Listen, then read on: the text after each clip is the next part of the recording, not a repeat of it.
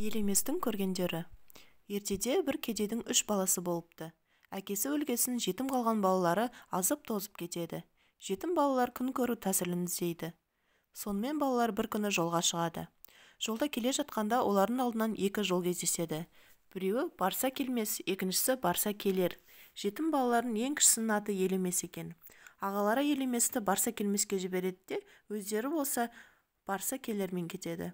Келе жатқан Елеместің алдынан бір көкжал қасқыр кездеседі де Елемеске тап береді.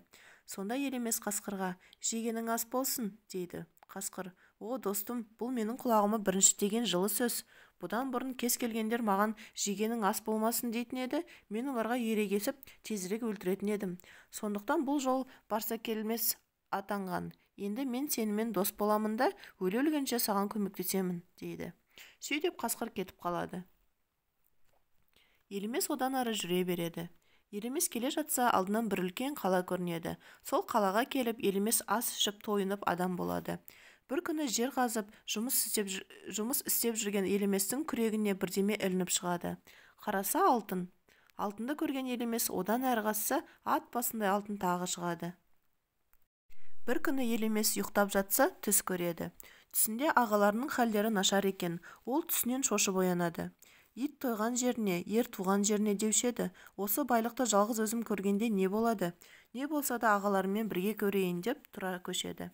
Көшіп келе жатып, баяғы 2 жол айырылатын жерге келгенде өзінің ағалары кездеседі. Ағалар әбден жүдеп, үсті бастары азып тозып кеткен екен. Елемес ағаларына киім тамақ беріп әбден тойдырады.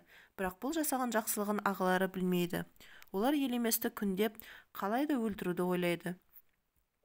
Көп кешікпей-ақ олар Елеместі өлтіреді де оның мал-мүлкін алып кетеді. Бір күні баяғы қасқыр келе жатса, алдынан бір топ қарға бір қонып, бір ұшып шуылдап жүреді.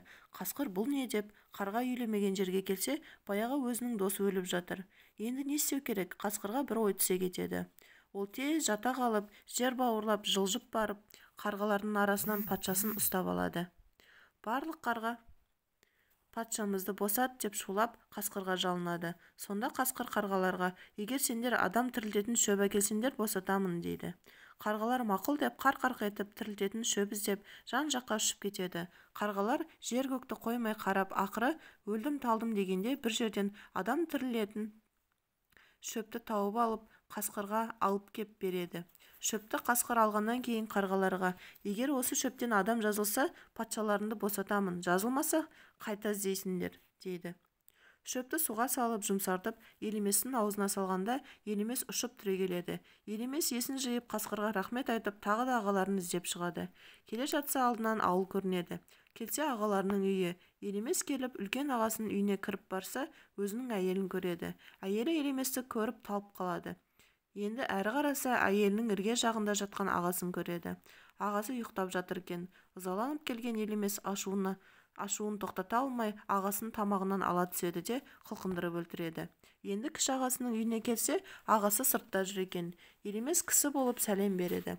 Бұл ағасы інісін танымағанмен үйге кір деп, үйіне апарып Елеместі сыйлайды. Ет жеместен бұрын қонақпен сөйлесіп отырып, Елемеске бар сырын айтады. Ол былай дейді: "Бір ініміз бар еді. Сол інімді ағам өлтірейік деп қоймаған соң екеуміз өлтірдік. Сол інімді ағамның тілін алып көмбей кетіп едім. Соны енді іздеп сүйегін көміп келейін деп басына қоятын құлпытас жасап отырмын", дейді. Сонда Елемес кіші ағасына өзін таныстырып, өзінің басынан өткен халді айтып береді. Сөйтіп ағайынды екеуі татуласып, жылап көріседі.